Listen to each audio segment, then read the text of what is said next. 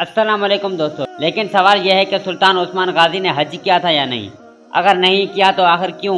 क्या कोई दुश्मनी थी, क्या कोई साजिश थी, या फिर उसकी एक ऐसी वजह थी जो आज तक बहुत से लोग नहीं जानते। तो क्या आप जानते हैं कि उस्मानी सल्तनत का बानी सुल्तान उस्मान गाजी अपनी पूरी जिंदगी में सिर्फ एक ही चीज़ का शदीद ख्वाहिशमंद था। क्या आप जानते हैं कि इतना बड़ा बादशाह होने के बावजूद वो खाना कैबा के तवाफ को अपनी सबसे बड़ी ख्वाहिश समझता था। आज आपको एक ऐसी हकीकत बताऊंगा जो आपको सुनकर हैरान रह जाएंगे, इसलिए इस वीडियो को आखिर तक जरूर देखिए। तारीख सिफा जब उस्मानी सल्तनत के क़याम की कहानी सुनाते हैं तो एक नाम बार बार सुनाई देता है, सुल्तान उस्मान गाजी। वो एक चरवाहे का बेटा था, लेकिन अल्लाह ताला ने उसके दिल में इस्लाम की मोहब्बत और दीन की सरबुलंदी का ऐसा जज्बा पैदा किया था, वही चरवाहा दुनिया की सबसे बड़ी और तवील हुक्मरानी वाली सल्तनत का बानी बन गया। लेकिन क्या आप जानते हैं उसकी सबसे बड़ी ख्वाहिश क्या थी? यह कोई महल बनवाना या ताज पहनना नहीं चाहता था, बल्कि खाना कैबा का दीदार करना और हज अदा करना चाहता था। सुल्तान उस्मान जब सल्तनत की बुनियाद रख रहा था तब दुनिया इस्लाम के खिलाफ साजिशों से भरी हुई थी। यूरोप के ईसाई बादशाह मुतद हो रहे थे कि मुसलमानों की सबसे बड़ी ताकत को रोका जा सके। मशरिकी रूमी सल्तनत के साथ साथ मुसलसल जंगी हो रही थी। एक तरफ ईसाई बादशाहों के हमले, दूसरी तरफ अंदरूनी बगावत। लेकिन सुल्तान उस्मान का दिल हमेशा मक्का व मुकरमा की तरफ खींचता था। सुल्तान उस्मान जब भी तनाई में होता तो आसमान की तरफ देखता और रोता और कहता, या अल्लाह, मुझे अपने घर बुला ले, मुझे अपने महबूब के कदमों के निशान देखने की तौफीक दे। लेकिन उसके राह में एक बहुत बड़ी रुकावट थी, जिम्मेदारी। उस्मानी सल्तनत उस वक्त अपने इब्तिदाई दौर में थी।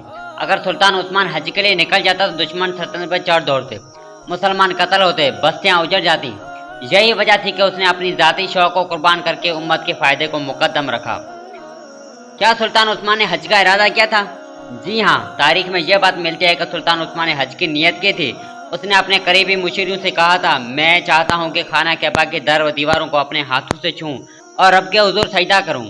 लेकिन उसी दौरान कुछ दुनिया के अतराफ में ईसाई अफवाज ने हमले की तैयारी शुरू कर दी।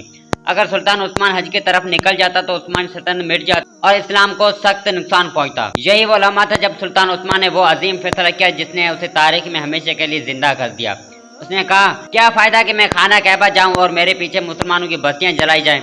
अगर अल्लाह ने चाहा तो मैं इस्लाम के दुश्मन को खत्म करके ऐसी सल्तनत छोड़ूंगा जो मेरे बाद मेरे बेटे, पोते और उनके बेटे हज कर सकेंगे। किसी भी मुसलमान के लिए हज की ख्वाहिश से बड़ी और क्या ख्वाहिश हो सकती है। लेकिन सुल्तान उस्मान ने उम्मत की हिफाजत को अपनी जाती ख्वाहिशात पर तरजीह दी। उसने अपनी पूरी जिंदगी जहाद में गुजारी, यहाँ तक कि उसकी वफात के वक्त भी उस्मानी फौज कला कस्तला पर हमला कर रही थी। सुल्तान उस्मान की वफात 1326 में हुई, लेकिन अल्लाह ताला ने उसकी नीयत कबूल की। उसके बेटे और पोते बाद में न सिर्फ हज पर गए, बल्कि उस्मानी खुलफा ने खाना कैबा और मस्जिद नबवी की तमीर व तरक्की में भी अजीम खिदमत अंजाम दी। कभी सोचा है, आज जब हम खाना कैबा में जाते हैं तो वहाँ उस्मानी दौर के बनाए हुए दरवाजे, सुतून और कुतबे आज भी मौजूद हैं। ये सब उस चरवाहे की कुर्बानी की बरकत है जिसने अपनी सबसे बड़ी ख्वाहिशत उम्मत के फायदे पर कुर्बान कर दी। क्या आप जानते हैं कि बाद में उस्मानी खुलफा ने हज के काफिले के लिए बाकायदा महमल शरीफ नामी काफिला बनाया था, जिसकी हिफाजत 1000 फौजी करते थे। यही नहीं, उस्मानी सलातीन ने हजाज, मुकद्दस, मक्का व मुकरमा के रास्ते में किले, कुएं और कारवान सराय भी बनाए और मस्जिदें भी तामीर करवाई थी ताकि हर मुसलमान आसानी से हज कर सके। यह सब उस नियत का नतीजा था जो एक चरवाहे ने की थी। ये कहानी हमें सबक देती है कि कभी कभी हमारी जाती ख्वाहिशात कितनी भी पाकीज़ा और अजीम क्यों न हो, हमें उम्मत के फायदे और बड़ी जिम्मेवारी को तरजीह देनी चाहिए। अल्लाह नियतों को जानता है। सुल्तान उस्मान ने हज न करके भी ऐसा मकाम हासिल किया जो उसका नाम आज भी दुनिया भर में मुसलमानों के दिलों में जिंदा है। तो आप बताएं, क्या आपने कभी अपनी जाती ख्वाहिश को अपने दीन या कौम के नाम कुर्बान की है? क्या आप समझते हैं कि आज के लीडर्स में भी ऐसी कुर्बानी की रूह बाकी है? कमेंट्स में अपनी राय जरूर दीजिए। अगर आपको लगता है कि ये कहानी हर मुसलमान को सुननी चाहिए तो इस वीडियो को शेयर करना मत भूलिए। अगर ऐसी ही ज्यादा वीडियो सुनना चाहते हैं तो हमारे YouTube चैनल को सब्सक्राइब कर लें। मिलते हैं एक नई वीडियो के साथ, तब तक के लिए अपना ख्याल रखिएगा। अल्लाह हाफिज।